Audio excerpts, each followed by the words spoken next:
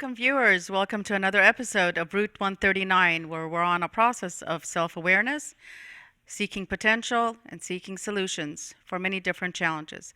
And we're talking about our financial challenges, and we know that financial challenges can pose a lot of stress on the family and on the individual as well too. No matter how young you are, once you start handling money, you have a lot of responsibilities. Well, our returning guest is Mr. Steve Shellaby, president of Streamline Financial Corporation. He's also a mortgage broker and a real estate agent and broker. Steve is a wonderful finance advisor and consultant, and we thank you so much, Steve, for joining us again and for giving us a lot of valuable advice. This will help us and will help a lot of the youth as they establish their credit. We talked about establishing credit. We talked about credit awareness. Now we're going to talk about something that's not very pleasant for anyone, but everybody knows somebody that's been hit by identity theft. So identity theft is out there. No one is immune to it, but we want to know what is it that we are doing wrong to put ourselves as potential victims of identity theft. What can we do to protect ourselves? So please enlighten us with some information about what's going on and how to protect ourselves. Thank you so much for having me again, Marilyn. It's truly an honor to be here on the show. I think you would be hard pressed to find somebody who hasn't been affected by identity theft in this day and age. And even those who haven't been affected have at least heard of somebody who has been affected. I think you don't have to watch television for very long to hear about the next headline or on the newspaper of another Fortune 500 company who had its information compromised and stolen, and so many millions of Americans may have lost their information. So you find yourself asking yourself the question, what do I do? How do these thieves get a hold of my information? Is there anything that I can do to protect myself? And the answer is, you can improve the likelihood of your information to be protected, but you can't be 100% airtight. It's going to happen. Unfortunately, we live in a technologically advanced age where the digital age has taken over. We do everything electronically nowadays. So everyone's information, no matter how far off the grid you try to think of yourself, everyone's information is available to some degree or another in some places. So I guess the key to finding out how to protect yourself is to learn how the thieves get a hold of your information. One of the first and most basic methods is what they call skimming, Marilyn. Skimming is a very simple method of stealing people's information. It's a small device, looks like a credit card scanner, and it's usually run by groups, large rings of criminals. Some of them even have mafia ties in Russia and even here in the United States. And then these skimmers are given, they prey on weak servers, be it in a restaurant, be it in a hotel, be it in any number of places. They give them this little skimming device, and when you go to pay for your dinner with your credit card, the waiter takes your credit card, goes somewhere where he knows there's no cameras inside the restaurant, skims the card, and does your transaction, pays for your dinner, and gives you back your card. But then what happens a week or two later, he'll take that skimming device and he'll hand it to the ringleader. The ringleader connects it to his laptop, downloads however many dozens or hundreds of credit card numbers that he has, and then they have a way of printing credit cards. Blank white credit cards, which are available, you can buy anywhere online. They don't have anything written on them, but they have the most important part, which is the magnetic strip. Okay. And they're able to encode that magnetic strip with the code that you gave them. So using that information, these people are able to buy exorbitant things. But now that kind of scares me a little bit, because we use credit cards for everything. We use credit cards for everything, and several times a day. So, and what's to say that some percentage of all those people are not having our personal information, and at the same time, like we said on one of the other episodes, people are not really carrying cash around. So do we go back to that and start carrying cash around again? Or can that be protected? One thing that you can do, albeit not foolproof, is that you can keep track of who has your credit card and where they go with it. So whenever possible, when I go to a restaurant with my family, If I hand my card to a waiter or waitress to go scan it, I try to keep an eye on them, only because I'm in the business and I've seen it happen. Maybe I'm a little bit more overzealous than other people, but and even still, my information has been compromised not once but twice. So it's just a testament to show you that almost no matter what you do, there's still potential to lose your information. But when it comes to the skimmers, you can watch your server, watch when they go around the corner. Are they going somewhere away from where the credit card scanning machine is? And if you see that kind of thing, bring it to their attention. And I wouldn't even, me personally, I don't mind confronting somebody and say, hey, why did you walk away from the credit card scanning machine? If in fact I saw them walk away with it. Okay. Well, that's really good information to know. And but let me ask you now: is it a good idea to have online banking? It is. It is. Online banking makes life so much easier. Plus, maybe you can catch if there's any, playing around in your account as well. Well, But maybe it's after the fact, though. There's so many different ways to lose your identity, and there's so many ways to get in trouble with it. It's almost like you can't look out for every single one. You can, protect yourself and, do as many of the best practices as possible, but you can't look out for every single one. One of the other ones that's a very common one, and many celebrities have been in trouble with this these days, is what information you put on the cloud. So what is the cloud? The cloud, good question. I only learned this recently myself. The cloud is basically your ability to upload your own personal data to a remote, supposedly secure place. Okay. So whether it be photographs on your iPhone or smart device, whether it be files on your computer, documents. Many people use systems like Carbonite to back up their information. All that is stored on the cloud, meaning it's not in a local kind of hard drive. It's up in the air.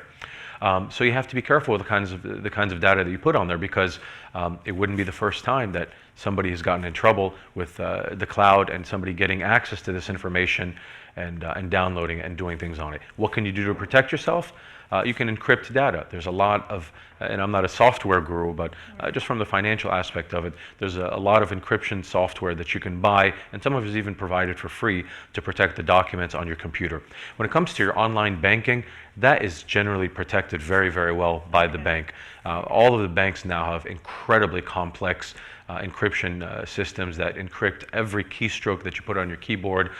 You don't often hear too many times of criminals getting a hold of banking information. Right. It's often mainly the credit cards. Home Depot, Best Buy. It's mainly the credit card information. It's not very often, your bank account, your checking account, things like that. That's not very common.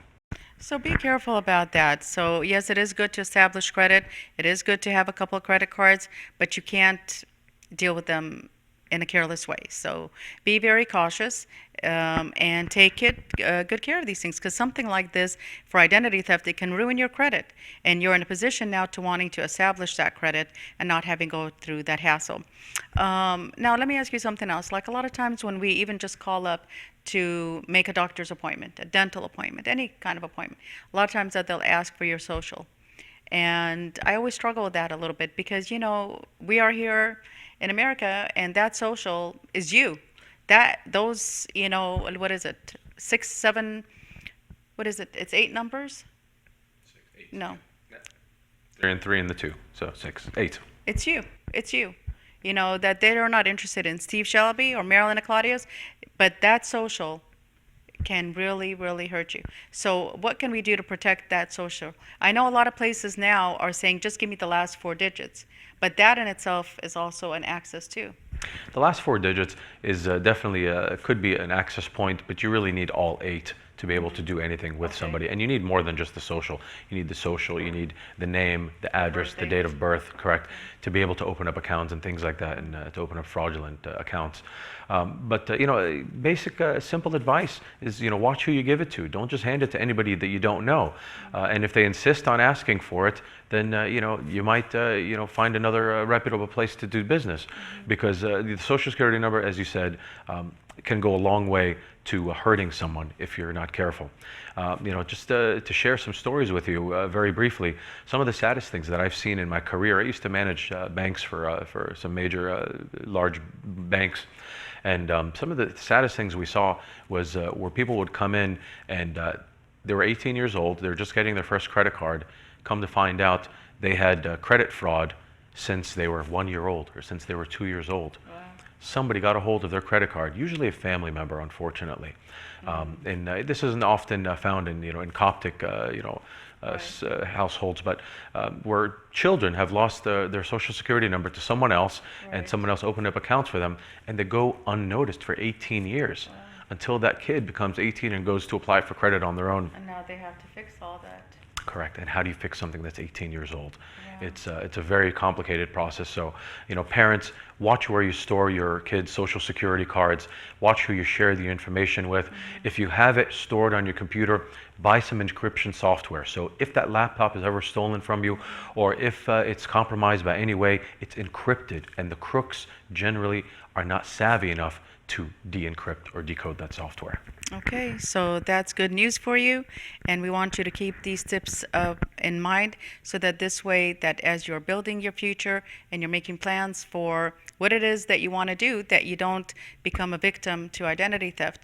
And anytime that you can avoid giving out more personal information, then do that. Always try to minimize and decrease the amount of personal information to give out to anybody by phone, or you hand it to them, they go make copies. If it's something that you can fill out, then you put in as minimal as possible, but try to avoid that if you can. It's one of the most important things that you can do to be proactive in saving and protecting your credit is one of the most obvious. You have no idea, Marilyn, how many times I speak to people when I ask them, when was the last time you pulled your credit? They say never. Right, they don't think about doing that unless they want to buy a house or a car. And exactly. That's basically it. But you should not think of it that way. Your credit is as vital to your health, to your family's health, as your own physical health is. So I always advise people to pull their credit at least once or twice a year. Some people do it quarterly. Some people subscribe to different services that are available through the credit card companies. I generally don't recommend the ones like freecreditreport.com, but some people find them effective. But I think there's more stuff, fluff there that you don't need. Go to Equifax.com, go to Experian.com, go to TransUnion.com. And then if you go down the drop-down menu on either one of those websites, there's credit monitoring services that you can buy, usually very cheap, $10 a month. Like, what do? They notify you if there's any unusual behavior on your account or things like that? Not just that, but they also give you access to your credit report, usually unlimited. So you can go and pull your credit several times a year. Do it quarterly. Do it every 3 months. Just go in there. Aren't you curious to know what's on there? And you'll never know when you might be surprised to find something that you did not sign up for. And sometimes you might catch it early enough to where it's not an actual account yet. On the bottom of your credit report, there's something called inquiries. It's a section that shows anytime somebody's ever pulled your credit. If you find an inquiry from a company that you did not apply for credit with, that should be a red flag for you to immediately notify that company and to put your credit report on hold. Call all the credit bureaus, notify them your identity has been compromised, and this way they can freeze your accounts. They can put a consumer statement on there, and this way no other new accounts can be opened. That's definitely great advice. And also, as we've had other viewers had mentioned that even safety deposit boxes. I know for our young viewers, you're thinking, I don't have a safety deposit box. You may not have thought to open one, but maybe your parents have one and they put, a lot of, gold in there for you, or maybe some money or some bonds or something like that. Check with your parents if they have a safety deposit box, and possibly maybe go and check that frequently to make sure that that's not compromised as well too, because if they get a hold of some of your other information, that could be something of value. And it's not only just monetary value, but there could be some wonderful, beautiful heirlooms in there your parents have been saving for you. So keep all of this in your mind and take some action. Like Steve said, be proactive. Being proactive is a key here. And we ask you to join us again for another episode of Route 139.